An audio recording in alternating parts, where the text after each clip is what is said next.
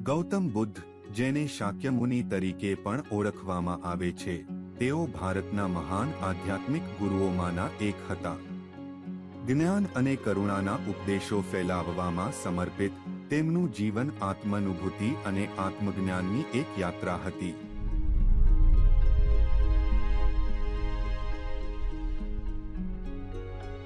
એક અવિશ્વસનીય યાત્રા સિદ્ધાર્થ ગૌતમથી બુદ્ધ સુધીની. રાજકુમાર હોવા છતાં સિદ્ધાર્થ ગૌતમનો જન્મ ખુલ્લા આકાશ નીચે કુદરતના ખોળામાં એક વૃક્ષની નીચે થયો હતો. પણ ભૌતિક સુખમાં એમને કોઈ રસ નહોતો.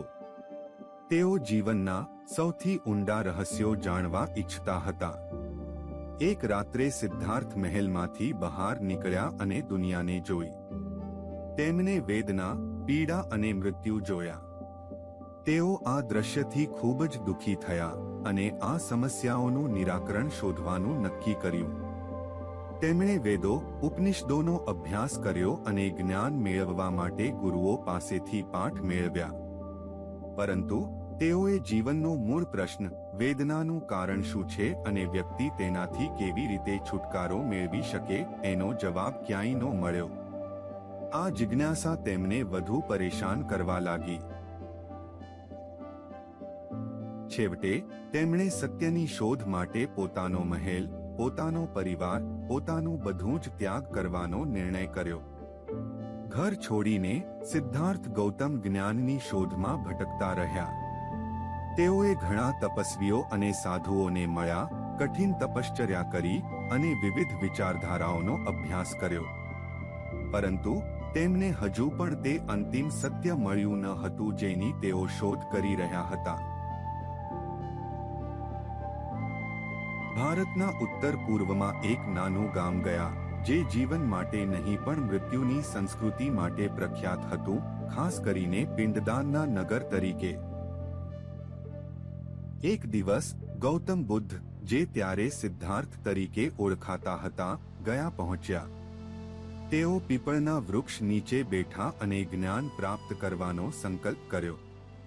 ઘણા દિવસો અને રાતો સુધી તેઓ ધ્યાન કરતા રહ્યા. છેવટે એક વૈશાખ પૂર્ણિમાની રાત્રે તેમને જ્ઞાન પ્રાપ્ત થયું અને તેઓ બુદ્ધ બન્યા. આ જ કારણે તે સ્થળને બોધગયા કહેવામાં આવે છે.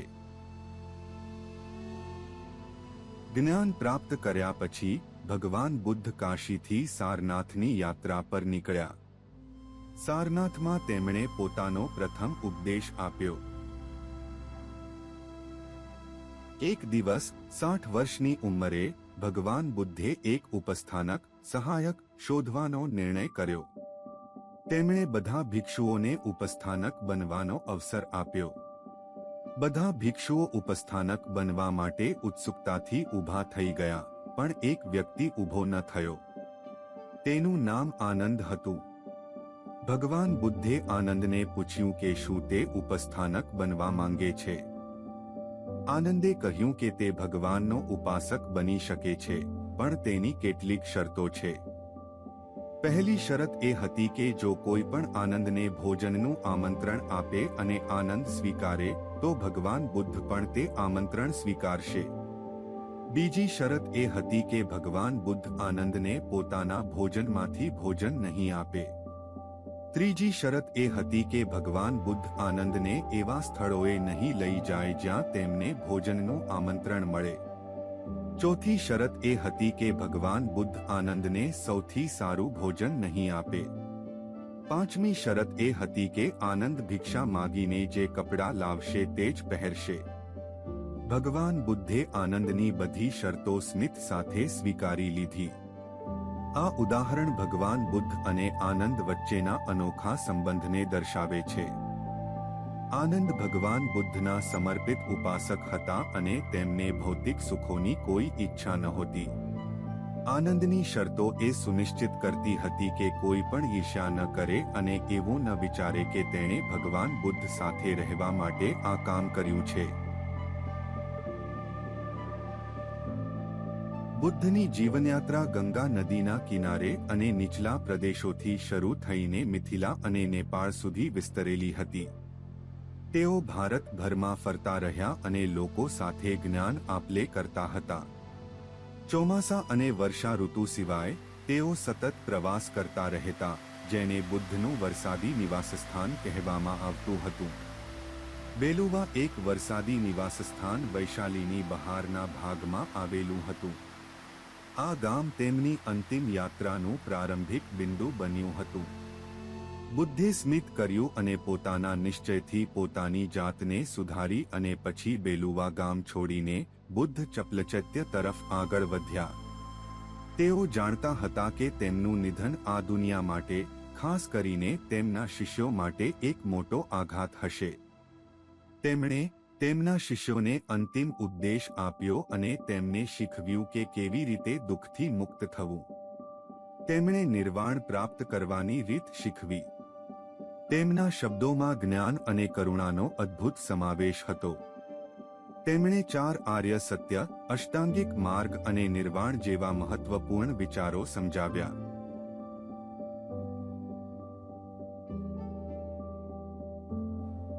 મહાપરિનિર્વાણની જાહેરાત. બુદ્ધને ખબર હતી કે તેમનું જીવન સમાપ્ત થવાનું છે. તેમણે તેમના પ્રિય શિષ્ય આનંદને બોલાવ્યા અને કહ્યું, આનંદ, જો તમે મને વિનંતી કરો કે હું આ પૃથ્વી પર રહું, તો હું જ્યાં સુધી આ પૃથ્વી રહેશે, અહીં રહીશ. આનંદ સ્તબ્ધ રહી ગયા. તેઓ બુદ્ધના શબ્દોનો અર્થ સમજવામાં અસમર્થ હતા. બુદ્ધે 2 વાર ફરીથી એ જ વાત દોહરાવી, પરંતુ આનંદ ચૂપ રહ્યા. બુદ્ધનો નિર્ણય. બુદ્ધે પોતે કહ્યું, જો હું હમણાં જ મહાપરિનિર્વાણ લઈ લઉં તો તે મારા ભિક્ષુઓ સાથે અન્યાય થશે. મારી ફરજ છે કે જતા પહેલા હું તેમને મારી અંતિમ શિક્ષા અને આશીર્વાદ આપું. તેમના અંતિમ શબ્દો હતા, બધી વસ્તુઓ નાશવંત છે, તેમાં આસક્તિ રાખશો નહીં. બુદ્ધે જાહેરાત કરી કે તેઓ 3 મહિનાની અંદર મહાપરિનિર્વાણ સ્વીકારશે. આ સમાચાર વૈશાળીમાં ઝડપથી ફેલાઈ ગયા. લોકોને લાગ્યું કે તેઓ બુદ્ધને ફરી ક્યારેય નહીં જોઈ શકે. બુદ્ધની આ અંતિમ યાત્રામાં આખું શહેર તેમની પાછળ પાછળ ચાલ્યું. લોકોના આટલા મોટા ટોળા સાથે ચાલવું શક્ય નહોતું. બુદ્ધ લોકોને પાછા ફરવા કહે છે, પરંતુ લોકો તેમના મહાપરિનિર્વાણથી ખૂબ દુઃખી છે અને પાછા ફરવા તૈયાર નથી. તેથી બુદ્ધ તેમને સંકેત તરીકે પોતાનું ભિક્ષાપાત્ર આપે છે. તે માટીનું ભિક્ષાપાત્ર જે પાછલા 45 વર્ષથી તેમની સાથે હતું. બુદ્ધનું મહાપરિનિર્વાણ નક્કી થઈ ગયું હતું, જે આગામી 3 મહિનામાં થશે. હવે પાછા ફરવું શક્ય નહોતું. બુદ્ધે તેમના શિષ્યોને અલવિદા કહી દીધું અને વૈશાળી છોડી દીધી. થોડા જ અઠવાડિયામાં તેઓ પાવા પહોંચ્યા. ત્યાંથી ભંટગામ, હાથીગામ, ભોગનગર અને ભંગમ, અને ત્યાં એક આમના ખેતરમાં તેઓ સ્થાયી થઈ ગયા. પાવા માલાસની બીજી રાજધાની હતી. ચુંદ નામના પ્રતિષ્ઠિત વેપારી અને ભક્ત અમરાયાના કેરીના જંગલોમાં રહેતા હતા. જ્યારે તેમને ખબર પડી કે ભગવાન બુદ્ધ ત્યાં આવી રહ્યા છે, ત્યારે તેઓ ઉત્સાહથી ભરાઈ ગયા અને તેમને મળવા ગયા હતા. ચુંદે ભગવાન બુદ્ધને બીજા દિવસના ભોજન માટે આમંત્રણ આપ્યું. બુદ્ધે તેમનું નિમંત્રણ સ્વીકાર્યું, જેનાથી ચુંદ પ્રસન્ન થયા. બીજે દિવસે ભગવાન બુદ્ધ ચુંદના ઘરે ભોજન માટે ગયા. ચુંદે તેમના સ્વાગત માટે ભવ્ય મિજબાનીનું આયોજન કર્યું હતું. ટેબલ પર વિવિધ પ્રકારની સ્વાદિષ્ટ વાનગીઓ પીરસવામાં આવી હતી. ભગવાન બુદ્ધે બધી વાનગીઓનો સ્વાદ ચાખ્યો હતો, પરંતુ તેમણે માત્ર થોડી માત્રામાં જ ખોરાક ખાધો હતો. ખાવાનું ખાતા જ તેઓ સમજી ગયા કે આ ભોજન જ મારા મહાપરિનિર્વાણનું કારણ બનશે. ભગવાને ચુંદને બોલાવ્યો અને કહ્યું, હે ચુંદ, તું મને પહેલા કરતા પણ વધારે વહાલો છે. ચુંદે બુદ્ધને પૂછ્યું, પ્રભુ, હું તમારા માટે શું કરી શકું? બુદ્ધે કહ્યું, મારા જીવનમાં 2 ભોજન સૌથી મહત્વનું રહ્યું છે. એક સુજાતાએ આપ્યું હતું, જેણે મને જ્ઞાન પ્રાપ્તિમાં મદદ કરી હતી, અને બીજું તમે આપ્યું હતું, જે મને મહાપરિનિર્વાણ પ્રાપ્ત કરવામાં મદદ કરે છે. બુદ્ધે પોતાના સાથીઓને આરામ કરવા કહ્યું. તેમણે કહ્યું, હું આગળ વધી શકતો નથી. બુદ્ધનું મહાપરિનિર્વાણ. કુશિનગરની શાંત રાત્રે ભગવાન બુદ્ધે પોતાના શિષ્ય આનંદને આદેશ આપ્યો, કુશિનગરના રાજાઓને જાણ કરો. એમને એવું કહો કે બુદ્ધ મહાપરિનિર્વાણ લેવાના છે. શાંત વાતાવરણમાં ગુંજી ઉઠેલી આ જાહેરાતથી નિદ્રાધીન શહેર જાગ્યું હતું. મહાપરિનિર્વાણની મુદ્રામાં બિરાજમાન. મધરાતે સાલના વૃક્ષોના જંગલમાં નગરજનોના ટોળેટોળા ઉમટી પડ્યા હતા. સાલના વૃક્ષોના જંગલમાં બે વૃક્ષોની વચ્ચે ભગવાન સૂતા છે.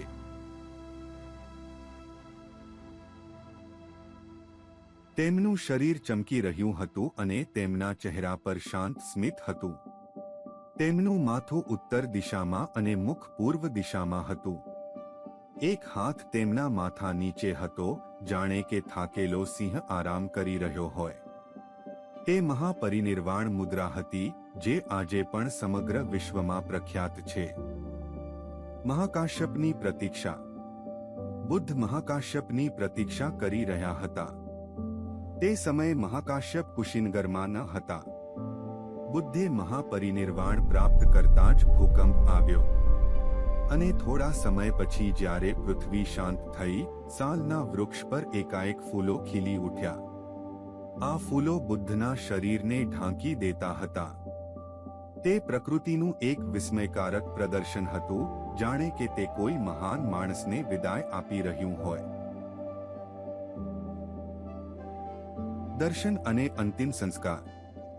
બુદ્ધના પાર્થિવ દેહને 7 દિવસ સુધી દર્શન માટે રાખવામાં આવ્યો હતો. આ સમાચાર ફેલાતા જ દૂર દૂરથી લોકો તેમને અંતિમ શ્રદ્ધાંજલિ આપવા માટે ઉમટી પડ્યા હતા. તેઓ કુશિનગર પહોંચવા લાગ્યા.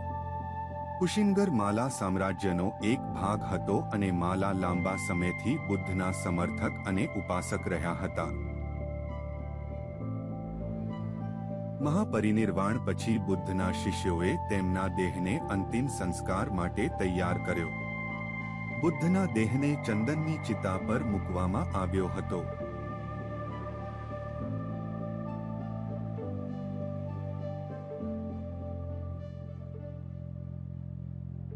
અનિરુદ્ધે કહ્યું કે બુદ્ધના પ્રખ્યાત શિષ્ય મહાકાશ્યપ 500 બૌદ્ધ ભિક્ષુઓ સાથે બુદ્ધના અંતિમ દર્શન કરવા માટે આવતા હતા. ભગવાનને તેમનો છેલ્લો પ્રસાદ જોઈતો હતો, જે મહાકાશ્યપ અને તેના સાધુઓના આગમન પછી જ બનાવવામાં આવવો જોઈએ. છેવટે જ્યારે મહાકાશ્યપ અને તેમના 500 સાધુઓ ત્યાં પહોંચ્યા તો તેમણે બુદ્ધની સૂચના અનુસાર તેમની અંતિમ સંસ્કારની વિધિ કરી. ચિતા સળગાવવા માટે મહાકાશ્યપે મશાલ લીધી. પણ નવાઈની વાત એ છે કે બુદ્ધની ચિતા આપોઆપ બળવા માંડી. આ કોઈ સામાન્ય અગ્નિ નહોતી. આ અગ્નિ બુદ્ધના શરીરને ઝડપથી બાળી નાખવા માંગતી હતી.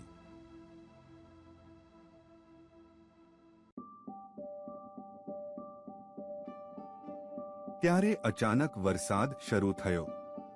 વરસાદે બુદ્ધની ચિતાને બુઝાવી દીધી, પરંતુ ત્યાં સુધીમાં બુદ્ધનું શરીર બળી ગયું હતું. છેવટે ઈશ્વરના શરીરનો એક ભાગ બચી ગયો. તેમાં 4 દાંત, ખભા નીચે 2 હાડકાનો સમાવેશ હતો, ઘણી બધી રાખ અને સ્ફટિકોનો સમાવેશ પણ હતો. એ પછીની સહસ્ત્રાબ્દી એટલે કે પછીના 1000 વર્ષ બૌદ્ધ ધર્મના છે. આનું કારણ એ છે કે બુદ્ધે ક્યારે પોતાને શ્રેષ્ઠ જાહેર કર્યા નથી, કે ન તો તેમણે પોતે તેણે ભગવાન બોલાવ્યો. તેમણે ક્યારે કહ્યું નહીં કે આ મારો રસ્તો છે અને મને અનુસરશો નહીં, કારણ કે મેં કહ્યું હતું. તેમણે કહ્યું, હું જે કહું છું તેનો અનુભવ કરો અને પછી જ માની લો. બુદ્ધનું જીવન અને સિદ્ધાંતો 3 સ્તંભો પર આધારિત હતા: નૈતિક આચરણ, શીલ, એકાગ્રતા, સમાધિ અને પ્રજ્ઞા, જ્ઞાન.